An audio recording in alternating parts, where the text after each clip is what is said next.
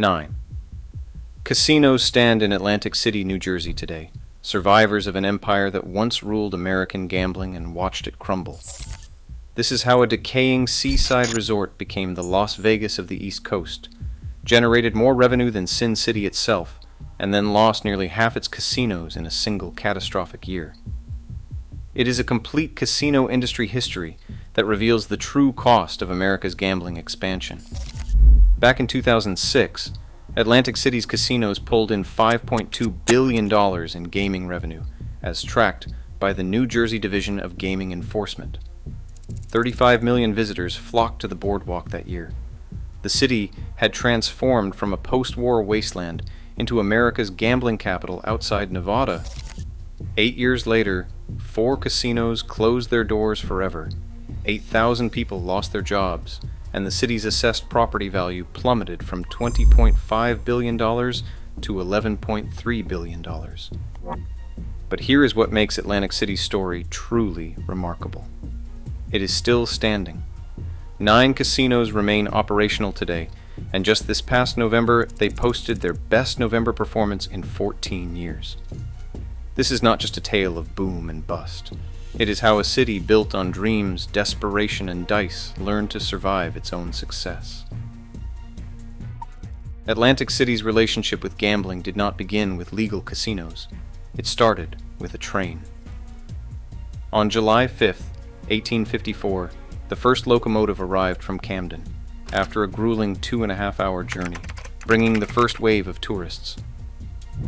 Dr. Jonathan Pitney, a prominent physician, had grand visions for this barrier island. Along with civil engineer Richard Osborne, he brought the railroad to create what he imagined would be a health resort. By 1925, Atlantic City had earned its nickname as the world's playground. The city boasted 21 theaters, 4 newspapers, and 99 trains arriving and departing every day during summer months. The world's first boardwalk opened in 1870, stretching along the sandy coastline. This was the Atlantic City that inspired the American version of Monopoly, with its familiar street names and destinations becoming household knowledge across the nation. Even in this golden age, gambling was already part of the city's DNA. During Prohibition in the 1920s, racketeer Louis Quinlan ran underground hotels and casinos. Enoch Nucky Johnson followed, pushing Atlantic City's rise as a destination for drinking, gambling, and nightlife. Johnson became the inspiration for the HBO series Boardwalk Empire, and his real-life empire was just as dramatic as anything television could imagine. The decline began after World War II. As America changed, so did vacation patterns. The once thriving resort town found itself in economic freefall. By the late 1960s, many of the resort's once great hotels suffered from crushing vacancy rates. Most were either shut down, converted to cheap apartments, or repurposed as nursing home facilities by the decade's end. The 1964 Democratic National Convention, held in Atlantic City, exposed the city's deterioration to a national audience, cementing its reputation as a place past its prime. The path to legal gambling was anything but smooth. On November 5, 1974, New Jersey voters faced their first casino referendum. It failed spectacularly, defeated in 19 of the state's 21 counties, with about 60% of votes cast against it. The idea of transforming Atlantic City into America's gambling destination seemed dead. But desperation breeds creativity. 2 years later, on November 2, 1976, a revised referendum appeared on the ballot. This time, the proposal was more targeted, more specific. It passed by a slim margin, with approximately 1.5 million voters in favor and 1.14 million opposed. Governor Brendan Byrne signed the New Jersey Casino Control Act, and Atlantic City's transformation officially began. The first legal casino outside Nevada was about to open, but nobody knew what to expect. May 26, 1978, changed everything. Resorts International opened its doors for business, and people waited for hours for a chance to play the 84 table games and 893 slots within 33,735 square feet of casino space. The pent-up demand was extraordinary. Here was legal gambling on the East Coast, accessible to millions of Americans who had previously needed to travel to Nevada. The success was immediate and staggering. By 1985, Atlantic City's casinos were generating $2.1 billion in gaming revenue. But the real milestone came in 1988, when Atlantic City's revenue of $2.73 billion surpassed Las Vegas's $1.94 billion. The student had become the teacher. The East Coast gambling experiment had not only worked, it had conquered America's original gambling capital. The 1980s brought a construction boom. 12 casinos rose along the boardwalk and marina district. Each new property tried to outdo the last in opulence, size, and amenities. This was Atlantic City's golden age, when the city truly seemed destined to become the Las Vegas of the East. No figure loomed larger in Atlantic City's rise than Donald Trump. In 1984, Trump Plaza opened its doors. 6 years later, on April 2, 1990, Trump Taj Mahal opened with 120,000 square feet of gaming space, claiming to be the largest casino in the world. Trump famously declared, "The scale, Charlie, is what brings the people.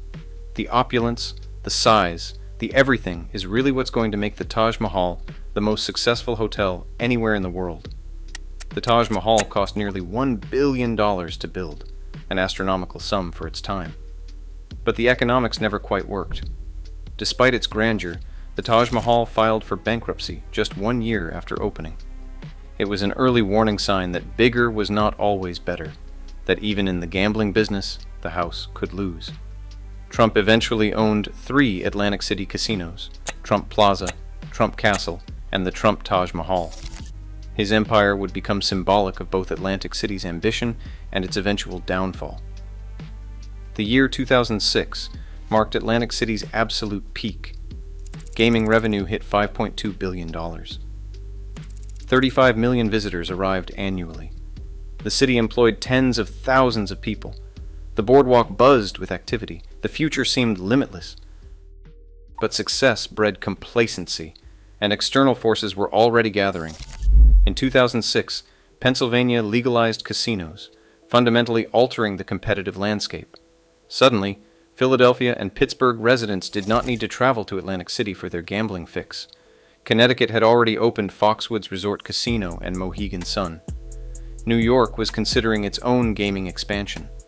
Atlantic City's geographic advantage, being the only legal gambling destination within driving distance of major Northeast cities, was disappearing. The decline began almost immediately. In 2007, gaming revenue dropped to $4.8 billion, an 8% decrease from the peak. The 2008 financial crisis accelerated the downturn as discretionary spending evaporated. By 2009, revenue had fallen to approximately $4 billion, a 23% decline from the peak in just 3 years. The new competition was relentless. Pennsylvania's casinos, closer to major population centers and offering more convenient access, began siphoning away Atlantic City's customer base. In 2012, Pennsylvania's gaming revenue actually surpassed New Jersey's for the first time. The student had become the teacher, and the teacher was being left behind. Atlantic City's problems were not just external. The city had too many casinos chasing a shrinking market. As Gary Loveman, CEO of Caesars Entertainment, bluntly stated, "There were simply too many casinos. You have gotten rid of a lot of casinos, so this may have been a case of supply well exceeding demand, and now it's right sizing." Nothing symbolized Atlantic City's struggles like Revel, which opened in April 2012. The property cost $2.4 billion to build and took 5 years to complete. It was supposed to be Atlantic City's salvation, a gleaming tower that would attract a new generation of visitors with its modern amenities and sophisticated atmosphere. Instead, Revel became the biggest disaster in Atlantic City history. The casino made critical mistakes from day one. Management decided not to offer a player's card program or traditional comps, believing guests would pay premium prices regardless of their gambling activity. They offered no smoking areas and no reasonably priced dining options. The property felt disconnected from Atlantic City's blue-collar gambling culture. 10 months after opening, Revel filed for Chapter 11 bankruptcy. The property that had cost $2.4 billion to build was written down to just $450 million. It was a spectacular failure that highlighted how disconnected the casino industry had become from its core customers. 2014 became known as Atlantic City's darkest year. 4 casinos closed permanently, each closure marking another chapter in the city's decline. On January 13, 2014, the Atlantic Club Casino Hotel became the first casualty. It was bought out of bankruptcy and shut down by Tropicana Entertainment and Caesars Entertainment. On August 31, 2014, the Showboat, profitable but no longer fitting Caesars Entertainment's strategy, closed its doors. On September 2, 2014, Revel, the $2.4 billion symbol of Atlantic City's ambitions, closed after just 2.5 years of operation. On September 16, 2014, Trump Plaza, once a symbol of luxury and excess, shut down permanently. Each closure represented hundreds of jobs lost, millions in tax revenue vanished, and another piece of Atlantic City's identity stripped away. By the end of 2014, gaming revenue had plummeted to $2.7 billion, a 48% decline from the 2006 peak. For the first time since 1982, Atlantic City had fewer than 10 operating casinos. The Trump Taj Mahal limped along until October 10, 2016, when it shut down at 5:59 a.m. after failing to reach a deal with union workers. Carl Icahn had taken over the property, and he announced that it was a sad day for Atlantic City. He said that despite their best efforts, including losing almost $350 million over just a few short years, they were unable to save the Taj Mahal. The closure left Atlantic City with just 8 operating casinos. The once mighty Trump empire in Atlantic City was reduced to rubble. On February 17, 2021, Trump Plaza was imploded in a controlled demolition, becoming the second Atlantic City casino to meet such a dramatic end. But Atlantic City refused to die. On June 27, 2018, 2 significant events occurred that would begin the city's slow recovery. Hard Rock Hotel and Casino Atlantic City opened in the former Trump Taj Mahal space, and Ocean Casino Resort opened in the former Revel building. Both properties represented massive investments in Atlantic City's future. Hard Rock, owned by the Seminole Tribe of Florida, had purchased the shuttered Trump Taj Mahal from Carl Icahn for just $50 million in 2017. The company then invested more than $500 million to completely transform the property. The transformation was remarkable. The same space that had symbolized Atlantic City's failures became a beacon of its potential renewal. Ocean Casino Resort, built in Revel's former shell, learned from its predecessor's mistakes. The new operators understood Atlantic City's market, offering the amenities and atmosphere that visitors actually wanted, rather than what executives thought they should want. 2018 also brought the legalization of sports betting in New Jersey, opening an entirely new revenue stream. The timing was perfect, as these new offerings helped differentiate Atlantic City from its regional competitors. Today, internet gaming generates more revenue than many physical casinos combined, fundamentally reshaping New Jersey's gambling landscape. Today, 9 casinos operate in Atlantic City, spanning from the iconic boardwalk casinos to the Marina District properties. Borgata, owned by MGM Resorts International, anchors the Marina District alongside Harrah's and Golden Nugget Atlantic City. On the boardwalk, Hard Rock, Ocean, Caesars, Tropicana, Bally's, and Resorts continue the tradition that began with that first casino opening in 1978. Together, they employed 23,000 people in 2024, paid $883 million in casino taxes and fees, and purchased $605 million in goods and services from New Jersey vendors. The numbers tell a story of a cautious recovery. In 2023, gaming revenue reached $2.85 billion. In 2024, it hit $2.82 billion. While these figures remain well below the 2006 peak, they represent stability in a market that had seemed destined for complete collapse. November 2025 brought particularly encouraging news. The 9 Atlantic City properties reported a casino win of $236.8 million, a 5.7% increase versus November 2024, and the highest November figure in 14 years. Total gambling revenue, including online gaming and sports betting, reached $6.3 billion year to date, a 10.4% increase compared to the previous year. Hard Rock has been particularly aggressive in its investments, planning a capital improvement project worth $50 million in 2026 that includes major room renovations, a new high-limit slot parlor, and refreshed casino walkways and beachfront amenities. Since 2018, the property has undergone a cumulative $700 million in renovations, demonstrating serious commitment to Atlantic City's future.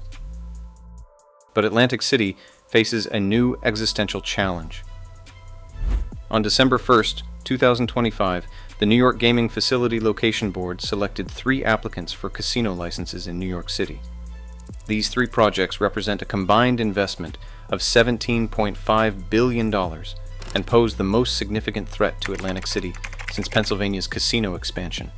Ironically, Hard Rock, which now operates Atlantic City's most successful property, is also building one of these competing New York City casinos, creating a direct conflict that exemplifies the industry's complex dynamics.